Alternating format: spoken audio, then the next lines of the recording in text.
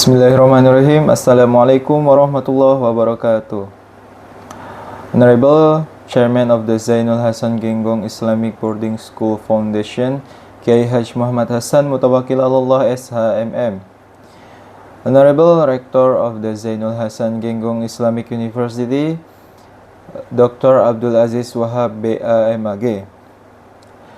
Honorable Head of the English Study Program, Dr. Zainuddin MPD, and respectable our Rector, Dr. Edi Kurniawan Farid S.Hum MPDI, and all my dear friends.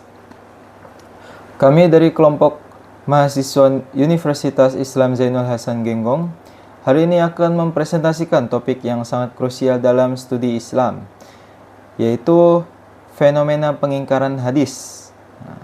Fenomena ini bukan sekedar perdebatan akademis, melainkan sebuah isu yang menyentuh akar pemahaman kita terhadap ajaran agama yang murni. Dalam video ini, kami akan memandu kalian melalui beberapa rincian topik. Kita akan mulai dari pengertian pengingkaran itu sendiri, lalu membedah unsur-unsur di dalamnya. Faktor-faktor apa saja yang menyebabkan seseorang meragukan hadis, hingga melihat bagaimana pandangan orientalis memengaruhi fenomena ini. Sebelum masuk lebih jauh, perkenalkan tim kami yang terdiri dari saya Muhammad Farel, Dwi Lainul Waladi, Muhammad Syariful Malik, dan Ahmad Multazam Soleh. Sebagai mahasiswa dari program studi bahasa Inggris, kami mencoba melakukan riset komprehensif dan analisis kritis mengenai implikasi penolakan hadis bagi komunitas muslim. Jadi, apa sebenarnya pengingkaran hadis itu? Secara definisi, ini adalah sikap menolak atau meragukan hadis sebagai sumber hukum Islam. Jika seseorang atau sekelompok orang mulai meninggalkan hadis, hal ini dapat mengakibatkan kekacauan besar dalam pemahaman agama, baik jika kita melihat dari sejarah masa lalu maupun tantangan di masa kini. Unsur ingkar sunnah. Melanjutkan penjelasan sebelumnya, pengingkaran ini memiliki beberapa unsur utama yang perlu kita kenali agar tidak terjebak. Pertama adalah penolakan, yaitu menolak hadis sebagai sumber hukum kedua setelah Al-Quran. Yang kedua adalah keraguan, di mana muncul sikap meragukan otentisitas hadis tanpa adanya dasar ilmiah yang kuat. Dan yang ketiga adalah pengabaian, yaitu mengabaikan peran sunnah dalam praktek masyarakat modern, dalam praktek keagamaan sehari-hari. Contohnya, nyatanya bisa kita temukan pada sebagian masyarakat modern yang mulai merasa sunnah tidak lagi relevan dengan gaya hidup sekarang. Faktor penyebab pengingkaran hadis, slide ke-6. Lalu, mengapa fenomena ini bisa muncul? Ada 3 faktor besar. Yang pertama, kurangnya pemahaman. Banyak orang meragukan hadis hanya karena mereka tidak memahami ilmu hadis yang sangat karena hadis itu penjelasannya sangat menjabar, jadi harus kita pahami lebih dalam lagi biar tidak ada kesalahpahaman. Yang kedua, pengaruh orientalis. Kritik-kritik dari peneliti luar sering menciptakan keraguan yang tidak berdasar pada benak umat. Dan yang terakhir, yang ketiga, yaitu faktor modernisme, yaitu sikap skeptis terhadap tradisi lama yang membuat orang-orang modern cenderung meninggalkan hadis sebagai sumber hukum. Saya akan menjelaskan tentang slide 7 dan 8, pandangan orientatis dan kritik tokoh. Kita perlu membedah lebih dalam mengenai peran kaum orientalis dalam kajian hadis. Tokoh seperti Ignaz Goldziher dan Joseph Skens banyak mengkritik keautentikan hadis.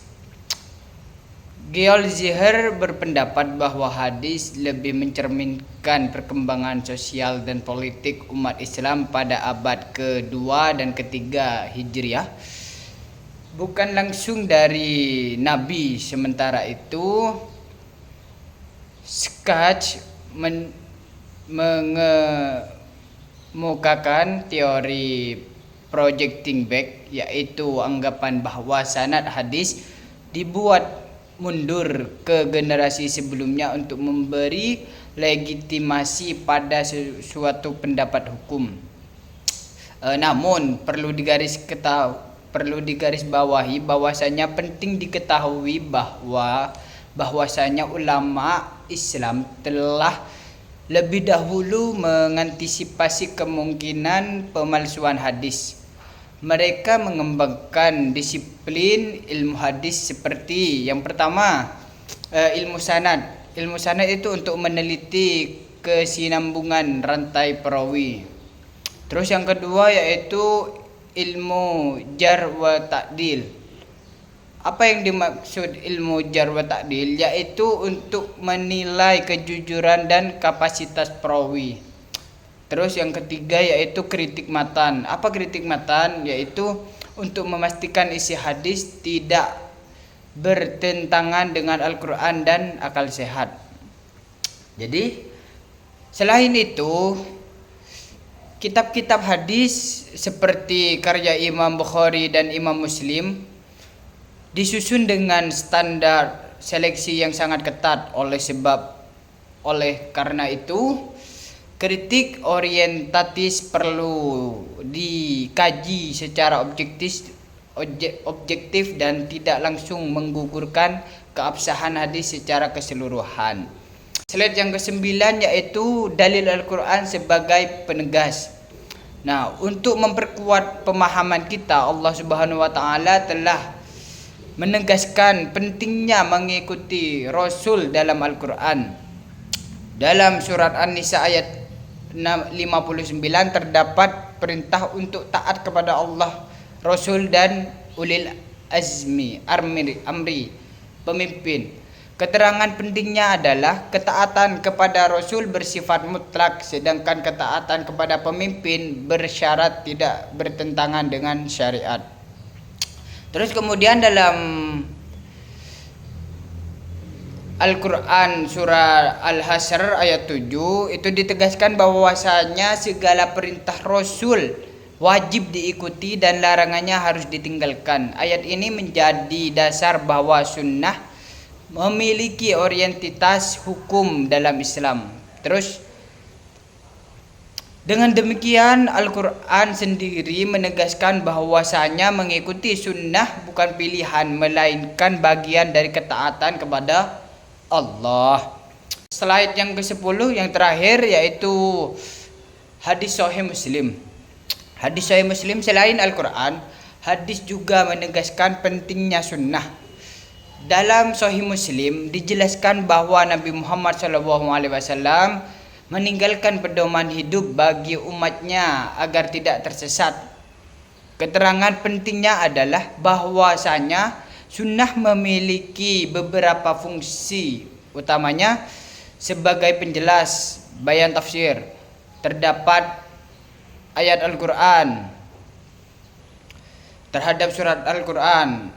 Terus yang kedua yaitu sebagai perinci, dalam artian bayan tafsir, terdapat hukum yang masih umum.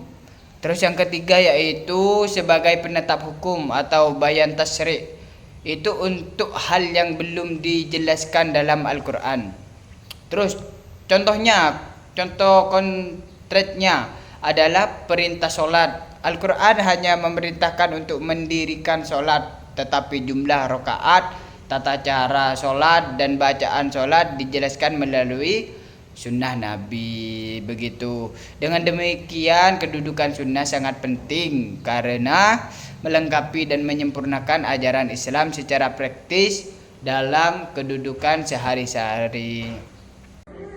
Selanjutnya dampak pengingkaran hadis. Jika pengingkaran ini terus dibiarkan, dampaknya sangat fatal. Pertama, kita akan kehilangan sumber hukum kedua yang sangat penting. Yang kedua, akan terjadi kekacauan dalam praktik ibadah karena banyaknya perbedaan terdapat karena terjadinya perbedaan pendapat dan kebingungan pendapat tersebut. Nah, dan yang paling berbahaya adalah memudahkan masuknya ide-ide sesat yang meningkatkan risiko penyimpangan dalam agama. Selanjutnya, upaya melawan pengingkaran hadis. Lalu apa yang bisa kita lakukan? Ada beberapa langkah nyata. Pertama, kita harus meningkatkan pendidikan dalam ilmu hadis secara sistematis dan memberikan penjelasan yang jelas terhadap titik orientasi dan mendorong diskusi serta dialog terbuka. Nah, kita juga perlu kolaborasi antara lembaga pendidikan melalui penguatan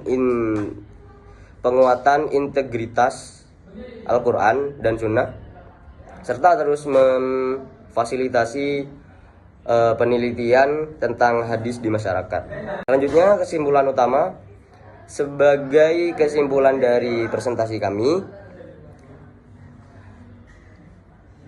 pengingkaran hadis adalah fenomena serius yang mengancam keutuhan ajaran Islam. Sampai sangat penting bagi kita untuk memahami unsur-unsur ingkar as-sunnah agar tidak terjebak dalam kesesatan. Nah, kita juga harus tetap kritis terhadap pandangan luar agar dapat mempertahankan kebebasan hadis untuk selamanya. Demikian presentasi dari kelompok kami. Terima kasih atas perhatian dari teman-teman. Kami buka sesi selanjutnya dengan tanya jawab jika ada hal yang ingin didiskusikan terlebih dahulu. Kami dari kelompok 9 pamit undur diri, kurang lebihnya kami mohon maaf. Wallahu muwaffiq ila aqwamit thoriq. Assalamualaikum warahmatullahi wabarakatuh.